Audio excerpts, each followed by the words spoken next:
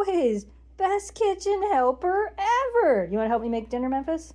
Cool. I need some support for this because I don't want to mess this up. Welcome back to Snow Dog's Cooking, where if I can cook it, so can you. It's dinner time yet again, which means we got to figure out what to make for dinner. So I decided I'm making taco casserole. If you've never had taco casserole before, you should try it. It's actually pretty good. I've done taco casserole, enchilada casserole. Let me know if you want to see some of the other casseroles or hot dishes, whatever you want to call them.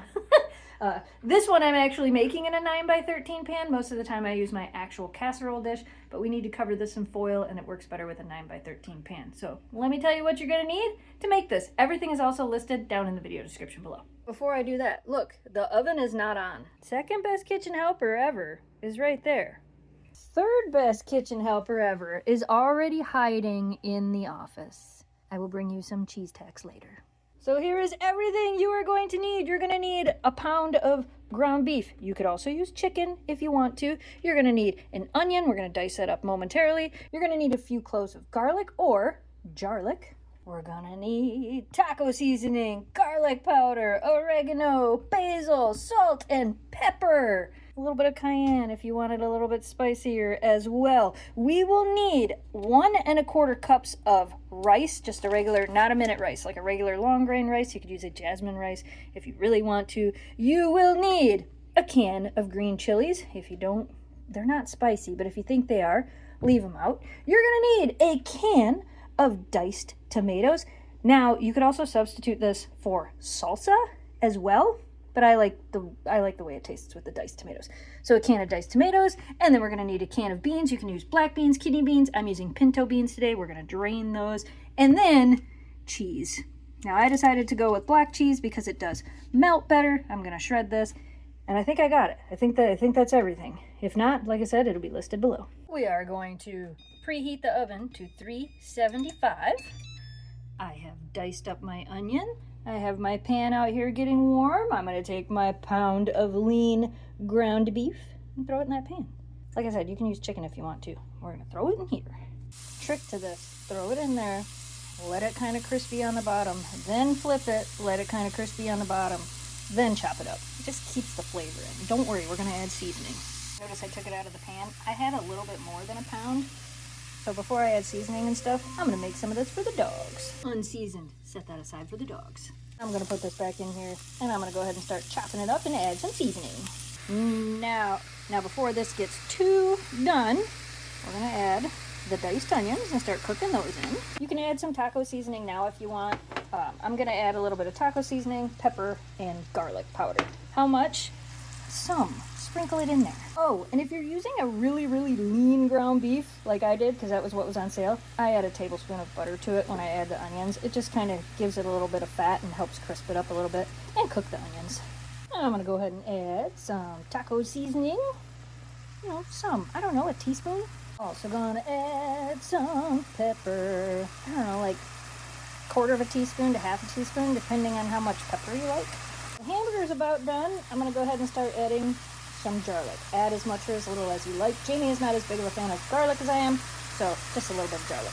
Also added a little bit more taco seasoning. If you're using packet seasoning for this, you can probably use a 1/2 packet, maybe even a whole packet, depending on the flavor profile you're looking for. So because, like I said, I used a very lean ground beef, this really doesn't have to be drained a whole lot, but go ahead and set it aside and let it drain. This next part is optional, but this is always how I do rice whenever we're making tacos. We're going to put a little bit of oil in this pan, and we're going to fry the rice a little bit. About a tablespoon or so of oil. Here's our 1 1/4 cups of rice. Right in there. Start stirring it around. While we're frying the rice, I'm going to lightly spray the bottom of this pan with a non-stick spray. I'm going to take the 3 cups of chicken broth and pour it slowly into this pan. And try not to spill things. To this, I'm going to add about a teaspoon of oregano. But in reality, I'm going to add it until I think it's enough. So, once you make this a few times, you'll get it right. About that much. We're also going to add a teaspoon of basil. Again, enough until you're happy with it. Some. That's probably good. Next, about a half teaspoon to a quarter teaspoon of garlic powder. Again, depending on how much you want. We'll just sprinkle some in. Quarter of a teaspoon to half a teaspoon of pepper. Or eye it with your heart. I like things to be a little bit more peppery. This is also where, depending on the spice level you're going for, you can add a little bit of cayenne or a little bit of maybe dried jalapenos. You can also add jalapenos at the end and things like that. Or a little bit of Cholula in here. You can also add those things at the end because not everybody likes the same level of spicy. Stir that together a little bit. Now we're going to take the rice and put it in here. Look, it's nice and toasty. We're also going to add the entire can of diced chilies, juice and all, right into the pan. Next, we're going to add our diced tomatoes, but these are chunky and I don't like chunky, so I'm going to go ahead and chop these up and then add them in there. Which, yes, is extra and takes an extra step, but I don't like chunky cooked tomatoes, so we're going to do that. We're going to take our drained hamburger, put that in there as well. Go ahead and stir all this together. Cheese. I'm using Colby Jack cheese. Look, cheese for the cheese tax. Now I'm going to take a little bit of this and stir it in, and by a little bit, I mean like a handful or so, and kind of stir it in. Not a whole lot. The rest of it is going to go on top.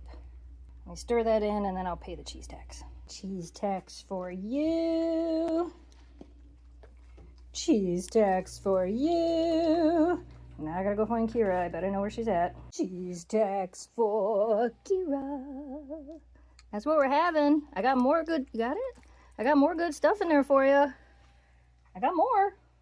She's like, maybe.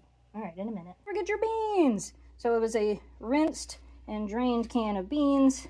Put that in there. I'm gonna stir that up as well. Just realized, I don't think I said that I added the salt, but I did sprinkle a little salt, like a quarter of a teaspoon. I didn't put a lot in there.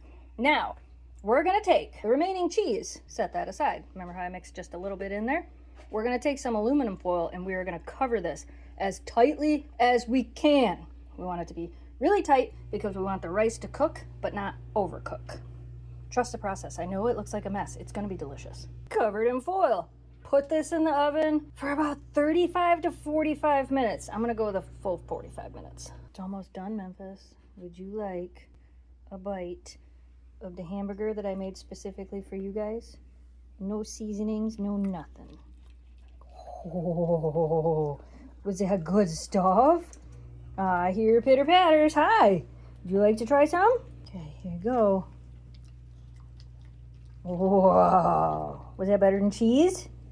Was it? Was it better than cheese? Let's go find Kira. Oh, you're in here now? Oh, you came in here because Dad will protect you? I got some hamburger. Whoa! Is that better than cheese? It's like, oh, that's pretty good, Ma. That's pretty good. Okay, the rest of it is getting saved to be put on your breakfast tomorrow. Can you hear it? It sure sounds like something's happening. Okay, don't burn yourself. Take the foil off the top. Ooh, it's not done yet. Now I'm gonna stir and fluff the rice around a little bit. It looks like the rice is done though. I've stirred it around. Now we're gonna top it with the leftover cheese. Just sprinkle it all over the top. Now back into the oven, uncovered for 10 minutes. Now comes the hardest part. Wait 5 minutes. Let this sit here for about 5 minutes. And then we're gonna top it and try it. I think it's ready. You can top it with whatever you want. I put a little bit of black olives and a little bit of cilantro on it. You can always add more when you scoop it out onto your plate. That's not wrecking it. You like sour cream. You're allowed to like the things you like. No. I put cilantro and black olives on mine. Yeah. But I made sure to not put those on yours. Well, I guess you tried a little bit of the cilantro. Jamie also added some salsa. Yes. And we do have some chips as well. It is pretty much tacos. It's taco, it's like a burrito bowl, kind of. Like burrito bowl-y. Yeah? Sour cream changed it a lot. Yeah? Yeah, it's like a burrito bowl? And so did your cilantro. Yeah. And so did, yeah. Yeah. Okay, so like people could add, you could add avocado, whatever you top your tacos with, you could add after or add during. Mm-hmm. So it's kind of versatile. Mm-hmm. It's a casserole. Add what you want. The rice is fully cooked though. I was nervous it wasn't going to be, and it is. It is. Yeah, it is definitely. It is. Yeah. I was nervous it wasn't going to be. Burger's good. Yeah. We're gonna eat this. That was actually pretty good. I may have to make a version of this where you can make it in the Instapot, because I think I could do that. I also want to make a version of it where instead of the roasted tomatoes, I do try it with like a hot sauce or a salsa. So I have ideas, but that was actually really good. Top it with all your favorite taco stuff. It's gonna feed a lot of people. You can also freeze this. Like you can, you know, take it, put it in your little containers and put it in the freezer. I believe it makes 8 servings or 10 servings, something like that. But go ahead and freeze some of it if you make a big one, or cut the recipe in half if you want to. All right, you guys, we hope you enjoyed today's video. As always, thanks so much for watching. Thanks for subscribing. Stay positive, dream big, and we will see you again soon. Goodbye, audience.